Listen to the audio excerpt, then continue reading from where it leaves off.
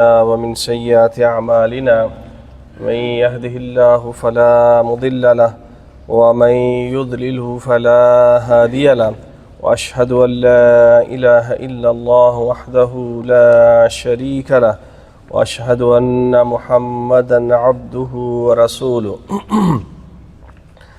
أما بعد فإن خير الحديث كتاب الله وخير الهدي هدي محمد صلى الله عليه وسلم وشر الأمور محدثاتها وكل محدثة بدعة وكل بدعة ضلالة وكل ضلالة في النار. أما بعد فأعوذ بالله السميع العليم من الشيطان الرجيم من همزه ونفخه ونفثه. بسم الله الرحمن الرحيم. يا أيها الذين آمنوا اتقوا الله حق تقاته ولا تموتن إلا وأنتم مسلمون. اللهم صل على محمد وعلى آل محمد كما صليت على إبراهيم وعلى آل إبراهيم إنك حميد مجيد. اللهم بارك على محمد وعلى آل محمد كما باركت على إبراهيم وعلى آل إبراهيم إنك حميد مجيد. رب اشرح لي صدري ويسر لي أمري واحلل عقدة من لساني يفقه قولي. سامعین کرام، قرآن پاک اللہ تعالیٰ کا وہ معجزہ ہے جو قیامت تک رہنے والا ہے. اس کے اندر دنیا جہان کے تمام علوم ہیں. اس کی تلاوت نہ صرف اجر و ثواب کا باعث ہے، بلکہ اگر غور و فکر اور تدبر کے ساتھ، سمجھ کے ساتھ اس کو پڑھا جائے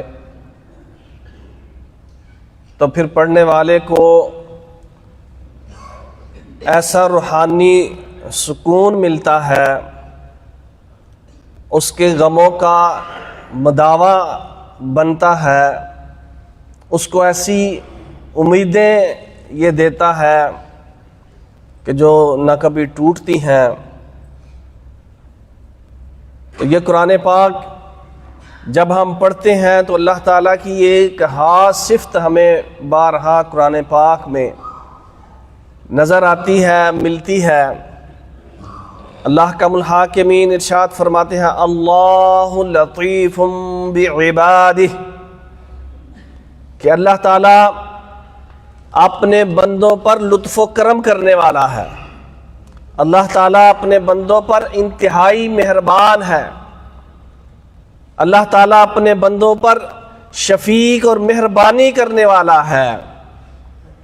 وَيَرْزُقُ مَن يَشَاءُ، اور وہ جسے چاہتا ہے، جو بھی نعمت چاہتا ہے اسے عطا کر دیتا ہے. ہاں وہ رزق کی، روزی کی شکل میں ہو، ہاں وہ علم کی شکل میں ہو، ہاں وہ اولاد کی شکل میں ہو، ہاں وہ عزت کی شکل میں ہو، جیسی بھی وہ اللہ تعالیٰ جس کو چاہتا ہے وہ نعمت عطا کر دیتا ہے. ہاں وہ امن و سکون کی شکل میں ہو. کیوں؟ اس لیے وَهُوَ الْقَوِيُّ الْعَزِيزُ، کہ وہی ہے جو سب سے زیادہ قوی ہے. صرف اور صرف وہی طاقتوں کا مالک ہے اور وہی غلبے والا ہے. سب سے بڑا غلبے والا وہی ہے.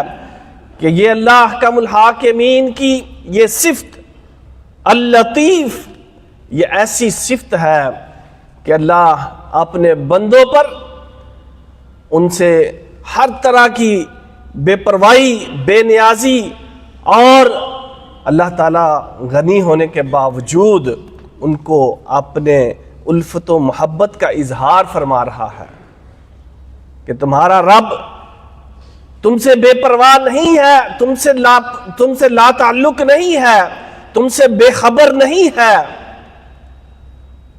تم اس کے در کے محتاج ہو. یا ایھا الناس انتم الفقراء الی اللہ وہو الغنی الحمید، کہ سارے کے سارے انسانوں تم اللہ کے در کے فقیر ہو، تم اس کے محتاج ہو، وہ تمہارا محتاج نہیں ہے، کسی چیز میں اس کو تمہاری ضرورت نہیں ہے، اور تم ہر سانس میں، ہر سکنات میں، حرکات و سکنات میں، بلکہ زندگی کے ہر لمحے میں تم اس کے محتاج ہو۔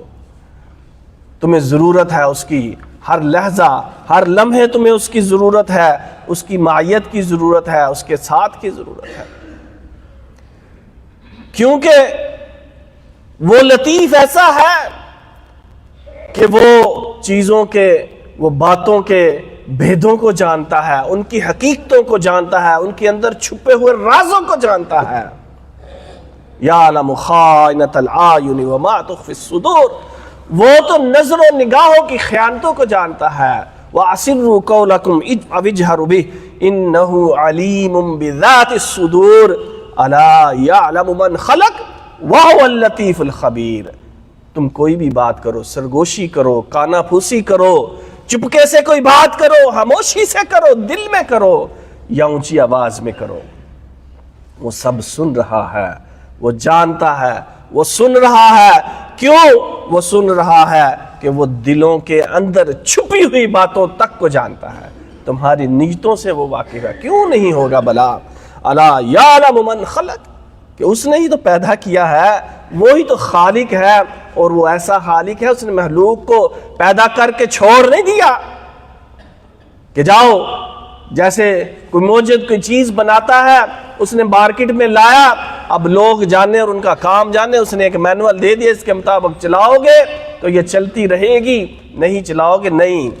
اس نے چھوڑا نہیں ہے، اس نے مینول ضرور دیا ہمیں قرآن پاک کی شکل میں کہ اس کے مطابق زندگی گزارو گے تو کامیابی دنیا میں بھی ملے گی اور آخرت میں بھی ملے گی، لیکن اس نے چھوڑا نہیں ہے۔ اس نے تو اس وقت نہیں چھوڑا تھا۔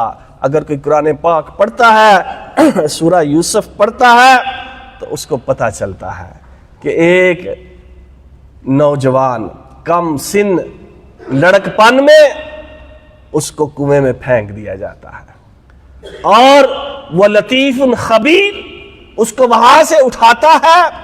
بازار میں اس کی قیمت انتہائی کم لگتی ہے، وہ پھر عزیز مصر بادشاہ کے گھر میں خدمت بھی دیتا ہے، پھر اس کو جیل میں بھی ڈال دیا جاتا ہے، اور پھر یہ قید و بند سے اس کو نکال کے سیدھا تخت پہ بٹھا دیتا ہے۔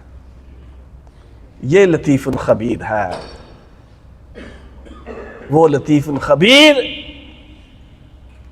کہ پھر حضرت یوسف علیہ السلام پکار اٹھے، وَرَفَعَ أَبَوَيْهِ عَلَى الْعَرْشِ وَخَرُّوا لَهُ سُجَّدًا وَقَالَ يَا أَبَتِ هَذَا تَعْوِيلُ رُؤْيَايَ مِن قَبْلُ قَدْ جَعَلَ رَبِّي حَقًّا۔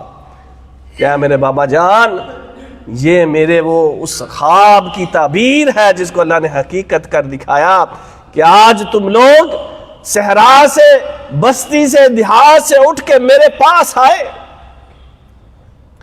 اور میرے سامنے یہ میرے بھائی سجدہ ریز ہیں،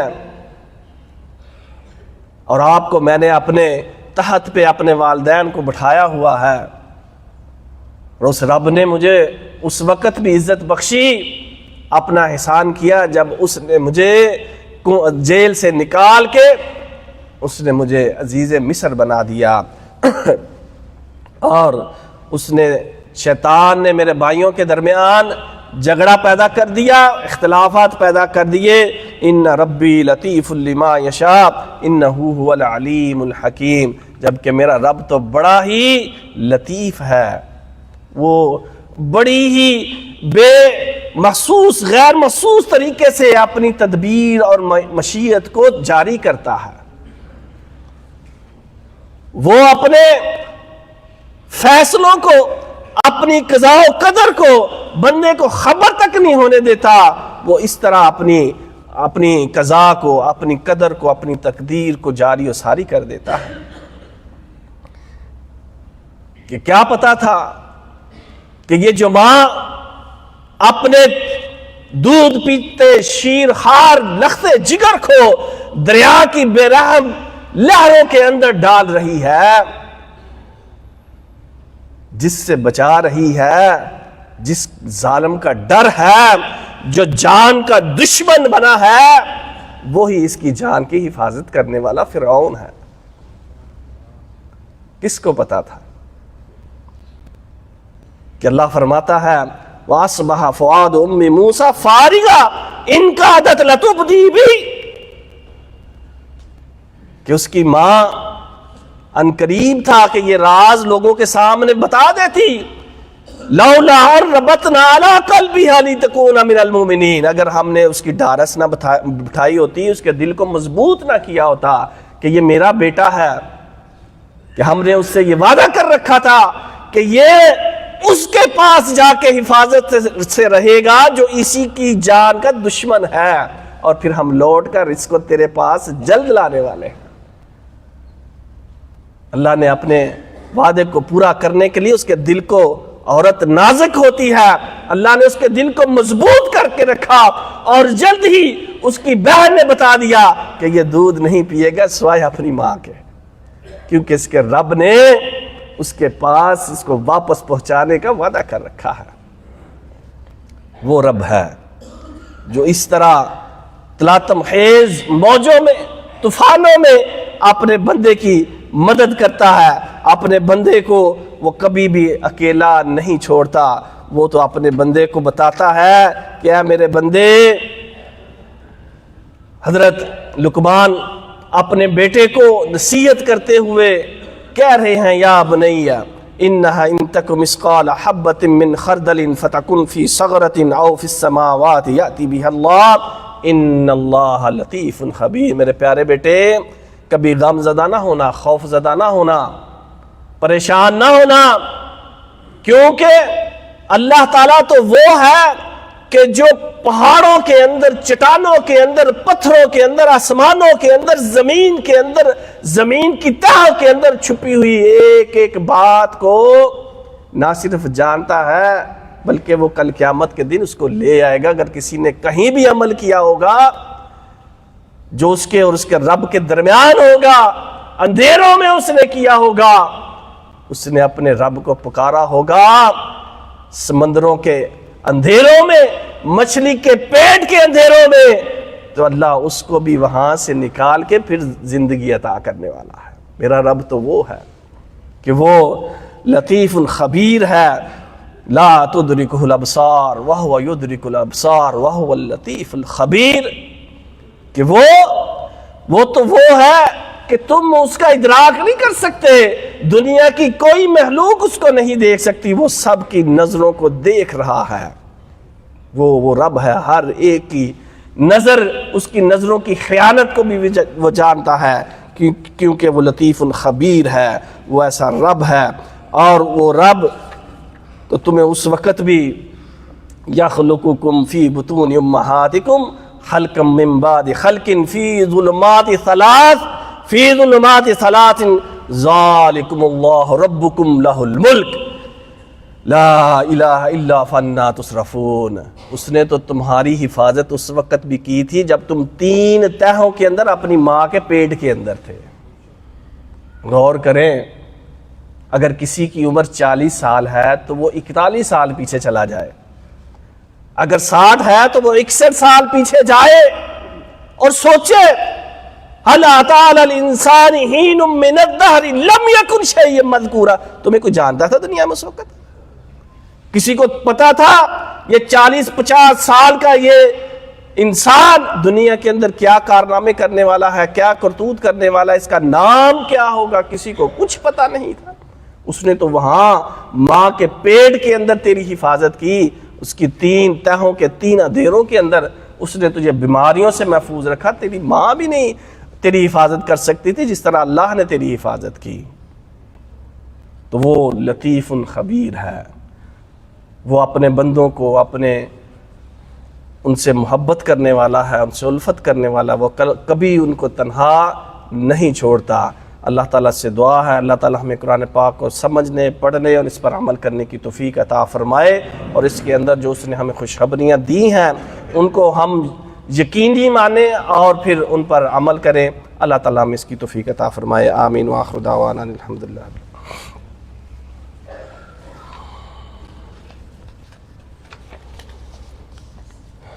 ان الحمد للہ نحمده ونستعينه ونستغفره ونعوذ بالله من شرور أنفسنا ومن سيئات أعمالنا من يهده الله فلا مضل له ومن يضلله فلا هادي له وأشهد أن لا إله إلا الله وحده لا شريك له وأشهد أن محمدا عبده ورسوله۔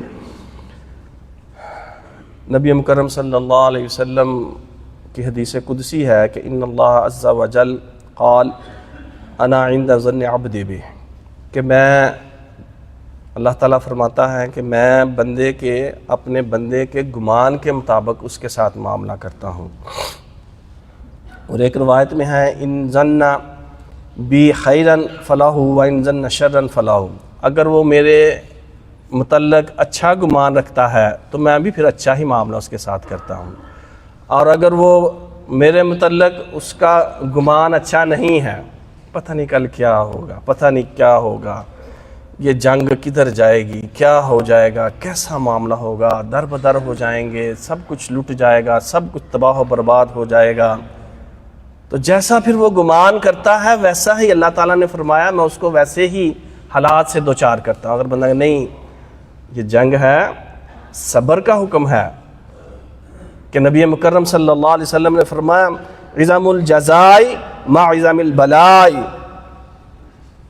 کہ سب سے بڑا اجر و ثواب جو ملتا ہے نا بندے کو، وہ اس کی سب سے بڑی آزمائش میں ملتا ہے۔ جتنی بڑی آزمائش ہوگی، جتنا بڑا امتحان ہوگا، اتنا بڑا ہی اس کے لیے اجر و ثواب ہے اگر وہ اس میں صبر سے کام لے، استقامت سے کام لے، واویلے سے بچے، آہ و بقا سے بچے، اللہ کے اوپر برا گمان کرنے سے بچے،